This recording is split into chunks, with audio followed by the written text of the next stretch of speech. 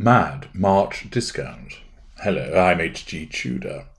March has arrived. Already 2 months of the year have gone. And March is, for some, linked with being mad as a March hare. Some of you may not be familiar with this. The concept of being as mad as a March hare is an English idiomatic phrase derived from observed antics said to occur only in the March breeding season of the European hare, Lepus europaeus. The phrase is an allusion that can be used to refer to any other animal or human who behaves in the excitable and unpredictable manner of a March hare. A long-held view is that the hare will behave strangely and excitedly throughout its breeding season, which in Europe peaks in the month of March. This odd behaviour includes boxing at other hares, jumping vertically for seemingly no reason, and generally displaying abnormal behaviour. An early verbal record of this animal's strange behaviour occurred in about 1500 in the poem Blowbol's Test, where the original poet said, "Then they began to swerve and to stare, and be as brainless as a March hare." Similar phrases are attested in the 16th century in the works of John Skelton. I say, thou mad March hare. Magnificence in 1529, as merry as a March hare. A later recorded use of the phrase occurs in the writings of Sir Thomas More. The supplication of souls made by Sir Thomas More, Knight Counsellor to our Sovereign Lord the King and Chancellor of his Duchy of Lancaster, against the supplication of beggars, as mad as not as March hare, but as a mad dog. Although the phrase in general has been in continuous use since the 16th century, it was popularised in more recent times by Lewis Carroll in his 1865 children's book, Alice's Adventures in Wonderland, in which the March hare is a character. And of course there is the Mad Hatter's Tea Party. There was a table set out under a tree in front of the house, and the March hare and the Hatter were having tea at it. A dormouse was sitting between them, fast asleep, and the other two were using it as a cushion, resting their elbows on it and talking over its head. Very uncomfortable for the dormouse, thought Alice, only as it's asleep, I suppose it doesn't mind. The table was a large one, but the three were all crowded together at one corner of it. "No room! No room!" they cried out when they saw Alice coming. "There's plenty of room," said Alice indignantly, as she sat down in a large armchair at one end of the table. "Have some wine," the March hare said in an encouraging tone. Alice looked all around the table, but there was nothing on it but tea. "I don't see any wine," she remarked. "There isn't any," said the March hare. "Then it wasn't very civil of you to offer it," said Alice angrily. "It wasn't very civil of you to sit down without being invited," said the March hare. "I didn't know it was your table," said Alice. "It's laid for a great many more than 3. "Your hair wants cutting," said the Hatter. He had been looking at Alice for some time with great curiosity, and this was his first speech. "You should learn not to make personal remarks," Alice said with some severity. "It's very rude." The Hatter opened his eyes very wide on hearing this, but all he said was, "Why is a raven like a writing desk?" "Come, we shall have some fun now," thought Alice. "I'm glad they've begun asking riddles. I believe I can guess that," she added aloud. "Do you mean that you think you can find out the answer to it?" said the March hare. "Exactly so," said Alice. "Then you should say what you mean," the March hare went on. "I do," Alice hastily replied. At least I mean what I say. That's the same thing, you know." "Not the same thing a bit," said the Hatter. "You might just as well say that I see what I eat is the same thing as I eat what I see." "You might just as well say," added the March hare, "that I like what I get is the same thing as I get what I like." "You might just as well say," added the dormouse, who seemed to be talking in his sleep, "that I breathe when I sleep is the same thing as I sleep when I breathe." "It is the same thing with you," said the Hatter, and here the conversation dropped, and the party sat silent for a minute.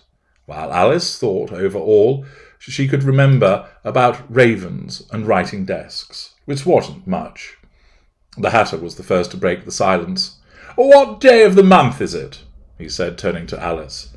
He had taken his watch out of his pocket and was looking at it uneasily, shaking it every now and then and holding it to his ear. Alice considered a little and then said, "The 4th?" "2 days wrong," sighed the Hatter. "I told you butter wouldn't suit the works," he added, looking angrily at the March Hare.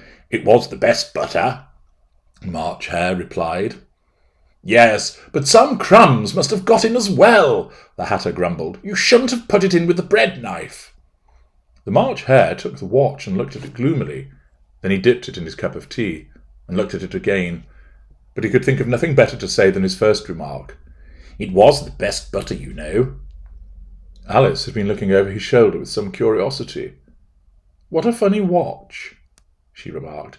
"It tells the day of the month and doesn't tell what o'clock it is." "Why should it?" muttered the Hatter. "Does your watch tell you what year it is?" "Of course not," Alice replied very readily, "but that's because it stays the same year for such a long time together." "Which is just the case with mine," said the Hatter. Alice felt dreadfully puzzled.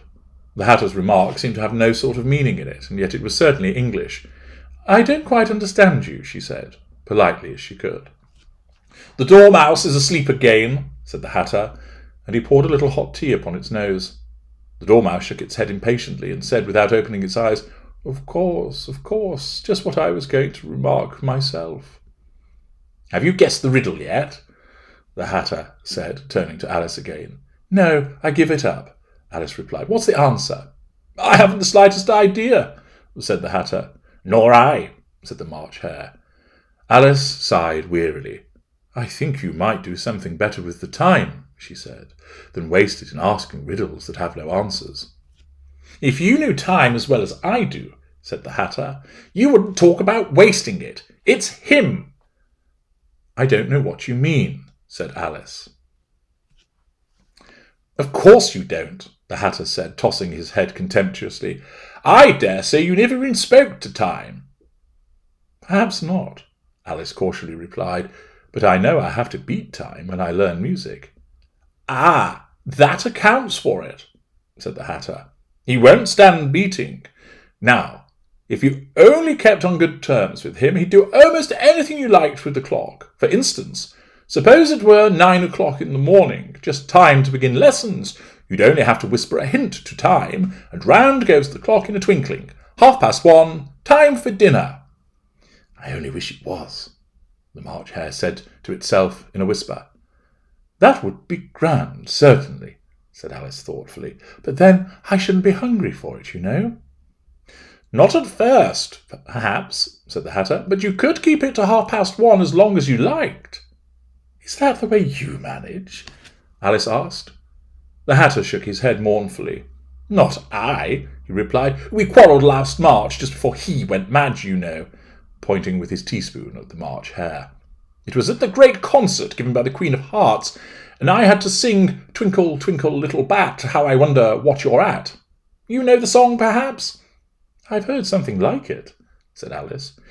"It goes on, you know," the Hatter continued, "in this way. Up above the world you fly, like a tea-tray in the sky, twinkle, twinkle." Here the Dormouse shook itself and began singing in its sleep, "Twinkle, twinkle, twinkle, twinkle," and went on so long that they had to pinch it to make it stop.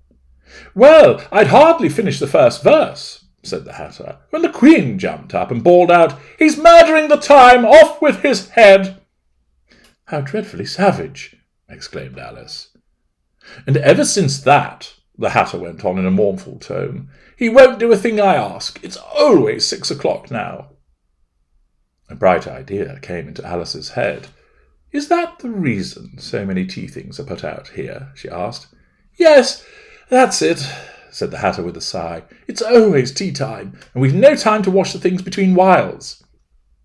"Then you keep moving around, I suppose," said Alice. "Exactly so," said the Hatter, "as the things get used up." "But what happens when you come to the beginning again?" Alice ventured to ask. Suppose we change the subject, the March Hare interrupted, yawning.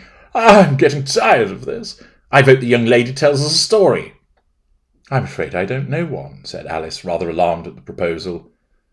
Then the Dormouse shall, they both cried. Wake up, Dormouse! And they pinched it on both sides at once. The Dormouse slowly opened his eyes. I wasn't asleep, he said in a hoarse, feeble voice. I heard every word you fellows were saying. Tell us a story, said the March Hare. Yes, please do, pleaded Alice. And be quick about it, added the Hatter, or you'll be asleep again before it's done. An excerpt there from the Mad Hatter's Tea Party. And since it's Mad March, it's only appropriate that you can access the Knowledge Vault and obtain a 50% discount on everything that you find there except audio consultations, email consultations, narc detectors, empath detectors, weaponized empath detectors, trait detectors, 20 tutor minutes, and additional word packages. They are all excluded from the deal. Accordingly, don't apply the code to those items. You won't be afforded the appropriate discount. However, there is a wealth of other material in their assistance packages with regard to how to handle a parental narcissist, which applies to any family member, how to deal with a narcissist at work, how to co-parent with a narcissist, achieving zero impact, how to stop thinking about the narcissist, how to tackle emotional thinking, how to crush emotional thinking, the entire H.G. Moore series, which tells you so much about the various lessers, mid-range narcissists, and all of the Cadras, how to stop the Hoovers, a wealth of material that helps you distract yourself if you're feeling anxious in relation to the narcissist, and so much more besides.